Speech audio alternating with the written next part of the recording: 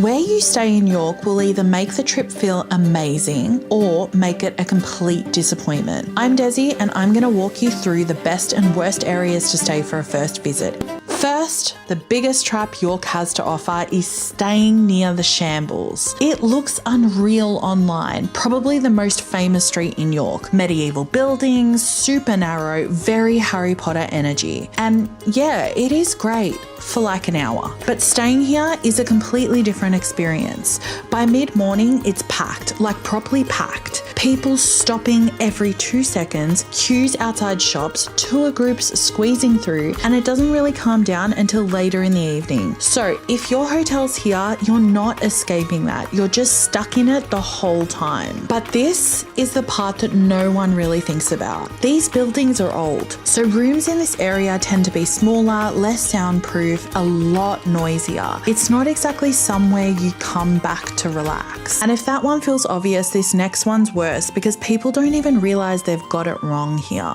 Staying on the main roads outside the city walls. Now this one's less obvious, but it's where the trip just starts to feel a little bit off. York is a walled city and everything you actually came to see is inside of those walls. The second you stay outside of them, especially on the main roads, you wake up and it just doesn't really feel like York at all. It just feels like a normal town. And every time you want to do anything, you're trekking 15, sometimes 20 plus minutes just to get into the city centre, which is fine once, but not when you're doing it multiple times a day. And at night, it's even more noticeable. Fewer places to wander into, less going on. It just feels a bit flat. It works if you're trying to save some money, but for a first trip, it's not the experience people are usually hoping for.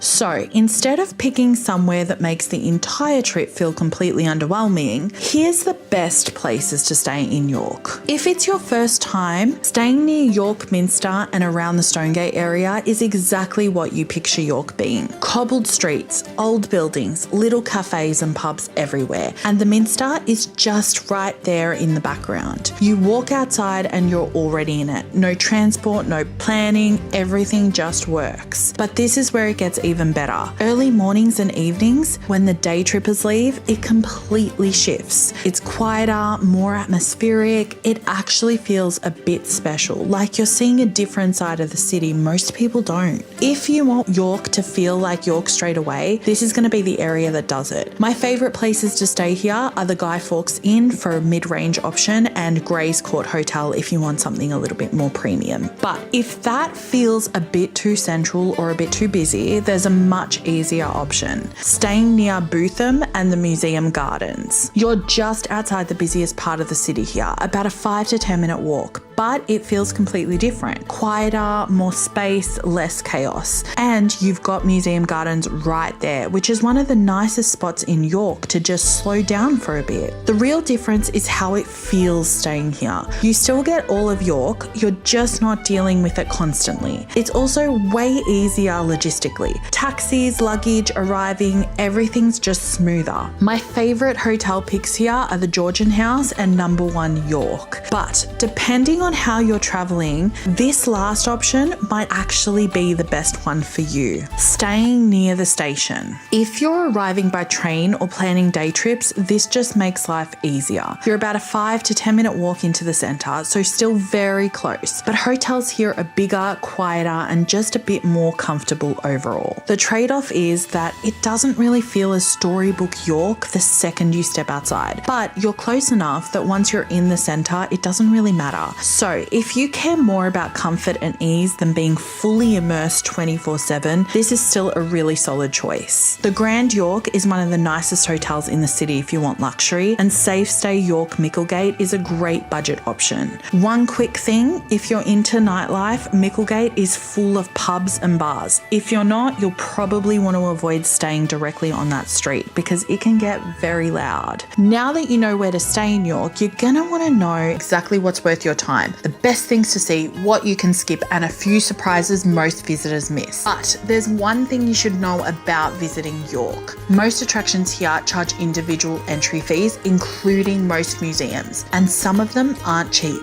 So I use something called the Visit York Pass, which gives you access to a bunch of the main attractions for one packaged discounted price. I'll show you exactly what that includes as we go, and at the end I'll reveal whether it's actually worth it.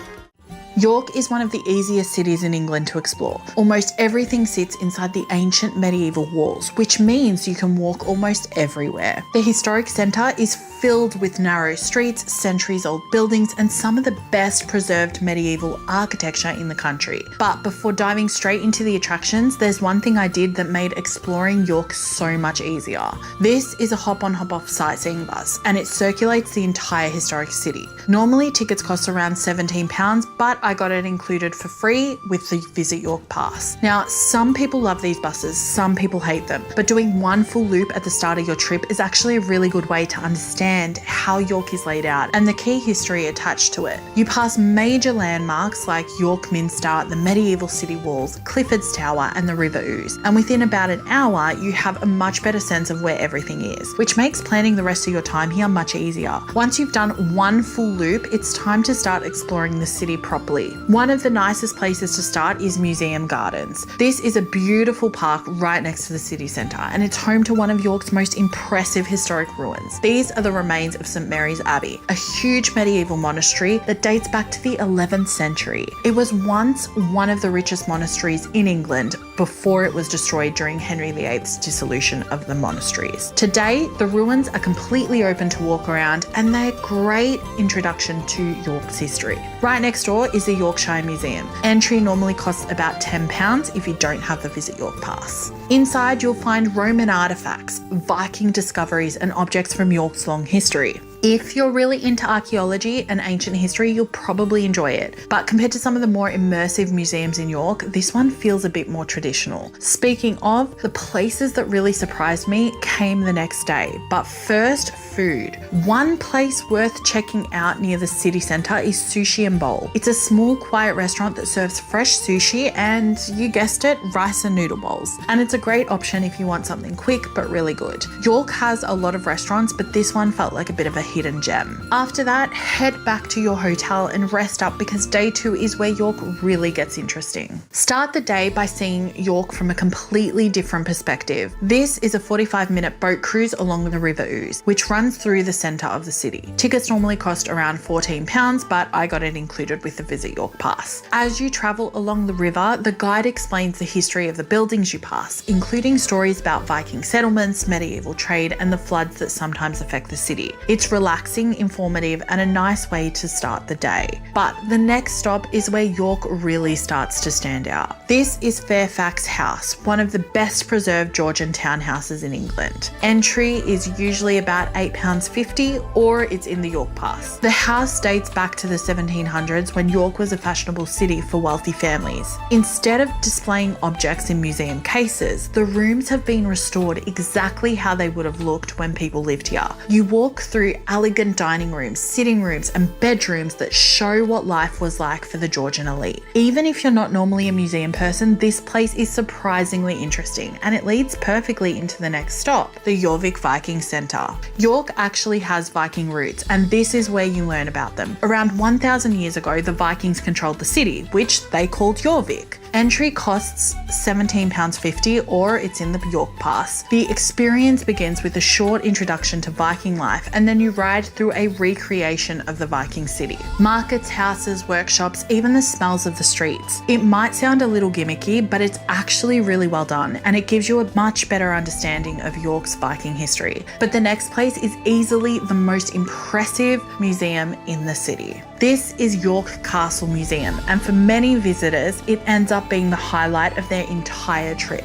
Entry costs about £18 if you don't have the Visit York Pass. Inside the museum, they've recreated an entire Victorian street from the 1800s. Shops, houses, cobblestone roads, everything is designed to look exactly like York would have looked like over 100 years ago. You can literally walk through the streets like you're stepping back in time. It's incredibly immersive, and even if you don't usually enjoy museums, this one is worth seeing. Right outside the museum, you'll also find one of York's most famous landmarks. This is Clifford's Tower, the remains of a medieval castle that once defended the city. Entry is £10 and you can climb up to the top for views across York. Even if you don't go inside, it's still worth walking around and seeing it just from the outside. But after all of that exploring, you're gonna need a feed. And look no further than L'Osteria Italiana for a great dinner spot nearby serving some good old-fashioned Italian. It's cozy and elegant, and the lasagna is some of the best I've had.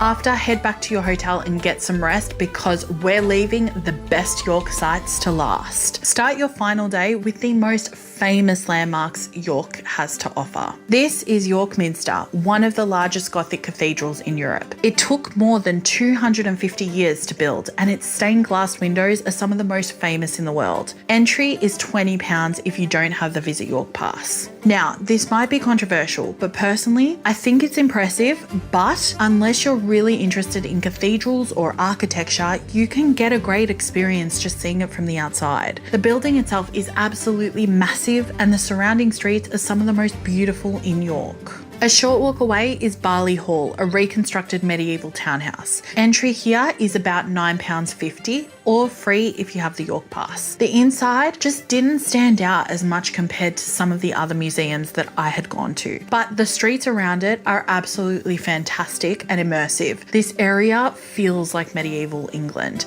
with timber frame buildings and narrow historic lanes. Then you'll reach one of the most famous streets in England. This is the Shambles. It dates back to the 1300s, and the buildings lean so far over the street that the upper floors almost touch. Originally, this was where York's butchers worked, and today it's filled with small shops and cafes. It's one of the most photographed streets in the country, but the surrounding streets are actually just as interesting. You'll find quirky independent stores, small boutiques, and unique places like this York Ghost shop, which I found selling handmade ghost figurines. If you're looking for a good lunch spot nearby, Kresge Pizza, Drake's Fish and Chips, and York's Roast Co are some of the most popular places in the city. They're small, simple, and known for serving some of the best food York has to offer. A visit to York wouldn't be complete without walking the medieval city walls. York actually has the best preserved medieval wall circuit in England, and you can walk long sections of it completely free. One particularly nice stretch is between Monk Bar and Bootham Bar, where you get great views over the city rooftops and York Minster. One thing to keep in mind when planning 3 days in York, England, is opening times. Many attractions close surprisingly early, often between 3:30 to 5 p.m, and on Sundays some places don't open until 11 a.m. Now, I did visit during off-peak, but if you want to see multiple attractions in one day, it's worth planning your route in advance to make sure it all works. But let's talk about the Visit York Pass. When you add up the cost of individual attractions like Jorvik Viking Centre, £17.50, Barley Hall, £9.50, York Minster, £20, Clifford's Tower, £10, Fairfax House, £8.50, River Cruise, £14, Hop On Hop Off Bus, £17. You can easily spend over £110 on attractions. The 3-day Visit York Pass I got cost around £98. So